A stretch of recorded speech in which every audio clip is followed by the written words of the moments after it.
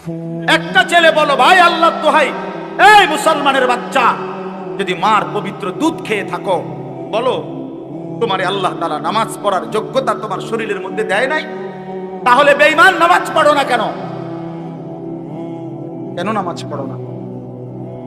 আমি দাঁড় করাই, এখানে তো অসংখ্য ছেলে এখানে আছো, এখন চেহারা দেখলে বোঝা যায় তোমার ওই চেহারার মধ্যে তো হাইওয়ান আর জানোয়ারের চেহারা।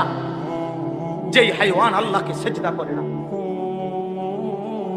আজকের এশার নামাজ পড়ো নাই, আজকের মাগরিব এক ওয়াক্ত নামাজ পড়ো নাই, এমন অসভ্য জঙ্গলি এখানেও তো বসে আছো।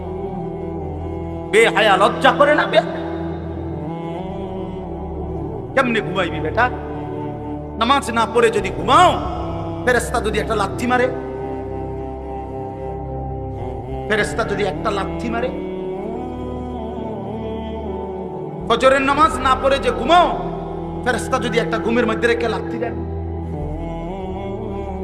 ফেরেশতা ঘুমের মধ্যে রাইখা কোনো জাতিকে ধ্বংস করে নাই? কথা বলেন না কেন? ঘুমের মধ্যে রাইখা কোনো জাতিকে ধ্বংস করছে কিনা?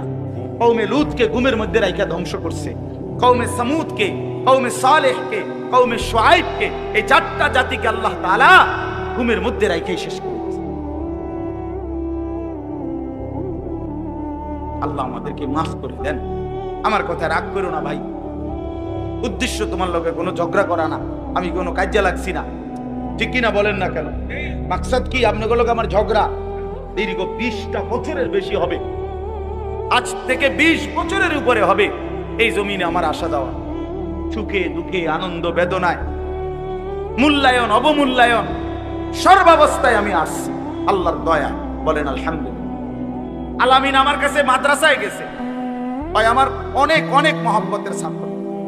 প্রতিটা ঈদ, রমজানের ঈদ, কোরবানির ঈদ, আমার একমাত্র ছাত্র হয় এই ছাত্র, এই আলামিন, হে একমাত্র আমার একজন ছাত্র ব্যতিক্রম, যার একটা আমল আমি সবসময় বলি যে প্রত্যেক ঈদের দিন হয় আর কেউ ফোন করুক বা না করুক, হে আমারে ফোন করে,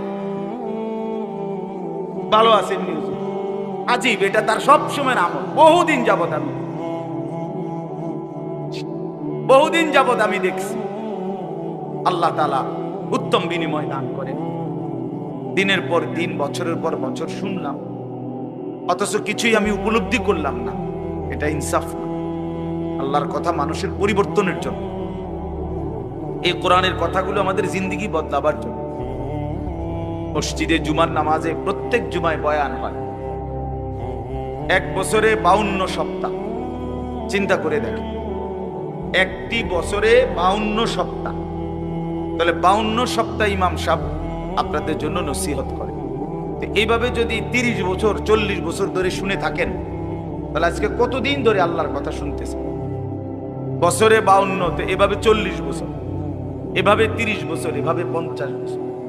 অথচ এত লম্বা সময় আল্লাহর কথা শুনবার পরেও এখনো মিথ্যা বলা ছাড়তে পারলেন না। এত লম্বা সময় আল্লাহর কথা বলা শুনবার পরেও বিড়ি সিগারেট খাওয়ার অভ্যাসটা ছাড়তে পারলেন না। এত লম্বা সময় আল্লাহর কথা শুনবার পরেও চা দোকানের আড্ডা বন্ধ করতে পারলেন না। নাচ গান দেখা, টেলিভিশন দেখা ছাড়তে পারলেন না। তো কখন ছাড়বেন না? সময় হবে কখন? এক মুসলমান বাঁচে কয় বছর? হায়াত তো একেবারেই ছোট্ট, সংক্ষিপ্ত হায়াত। তো সেখানে আমি যদি আখিরাতের কোনো প্রস্তুতি না নেই, তো সময় হবে কখন? তো মূল কারণ কি? মূল কারণ হলো গাফলত, এই খামখেয়ালি ভাব। ইমাম সাহেবের কথা বলে, বয়স্ক মাঝ বয়সী কিছু মুসল্লি আছে